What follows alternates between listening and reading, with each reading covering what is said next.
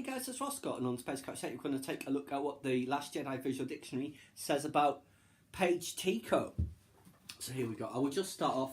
Rose and Paige are not very Star Warsy names, but you do get used to it. That's a great image of her, and of course we saw her also in the behind the scenes reel for The Last Jedi as the gunner, and she is the one who falls down the shaft of proton bombs.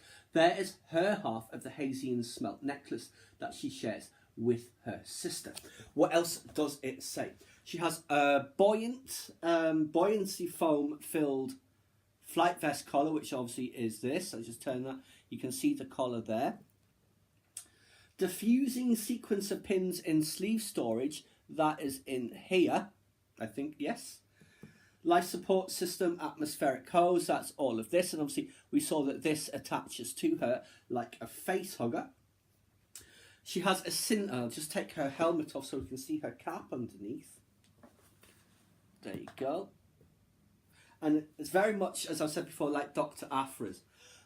Synthetic aviator flight cap lined to catch perspiration.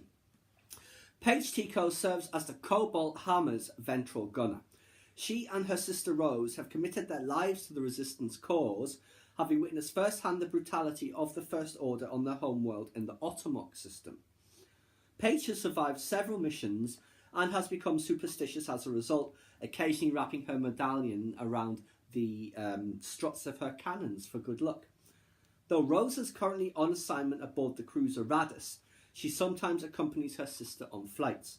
In the downtime between bombing runs, Paige and Rose discuss their chance to see the galaxy, which we also saw in the Rose spread, about how they wanted to travel, see Thaddeus, all that sort of thing.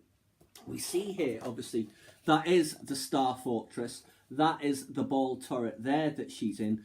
We see them here heading towards the Dreadnought. There is the control button, you know, where you think she's dropped it, but she hasn't. What does it say about that? The Bombardier sights a target from a pedestal on the flight deck that contains a concentrated sensor feed. The system calculates the optimum time for release, and at a given prompt, or at the discretion of the Bombardier, the control button on a wireless remote triggers the release of the payload. Now, escort duty is one of the toughest assignments for a starfighter pilot, as their ordinarily swift vessels must sacrifice its speed advantage to stay close to the assigned bomber. TIE fighters try to lure the Resistance escorts away, leaving the Star Fortresses exposed. Now, about the ventral ball turret that we saw, it says, suspended beneath the bomb racks of a Star Fortress, encased in an armoured transparent steel shell, is a rotating turret with a pair of heavy repeating laser cannons. Though deflector shields protect the gunner, the feeling of being exposed to enemy fire is unshakable. Yes, what else? The Cobalt Hammer soars through the thick of enemy fire thanks to the bravery and tenacity of its crew. The standard assigned crew consists of Bombardier Nick Jerd, pilot Finch Dallow, 2 specialist gunners and a flight engineer. And we see some bombs, some of the proton bombs here. They've got writing on it. One of them says, Han says hi. Yes, this one, I think, at the end here, in Orabesh, says, Han says hi, which is great. And of course, again, very reminiscent of wars in our own history, where crews would paint messages, insults, what have you, onto the weaponry. So, the proton bombs that fall through space.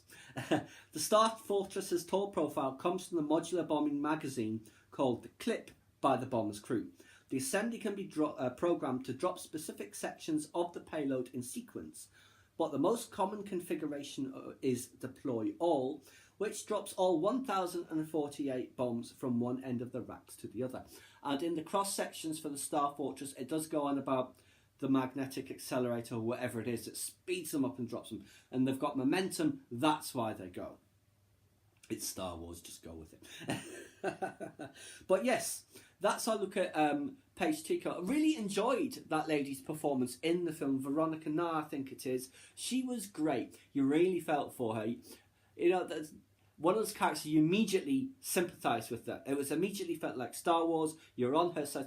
Oh no, is she going to make it? Is she not? And of course, she's very, very brave. A true hero of the Resistance and gives her life to take out that dreadnought. It was an absolutely fantastic scene. Yes, I know there's some issues with various parts of the plot around it, but in and of itself, it was great, and she gave a great performance. I'm very much looking forward to seeing is it Bomber Command and I think Cobalt Squadron, the young adult books, that detail more about Rose and Paige and the relationship together, which should be really interesting to read in due course. But for now, that is just a look at Paige, one half of one hell of a pair of sisters.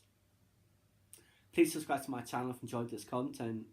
Leave me a comment suggestion for an upcoming topic you'd like to see discussed, or like the video.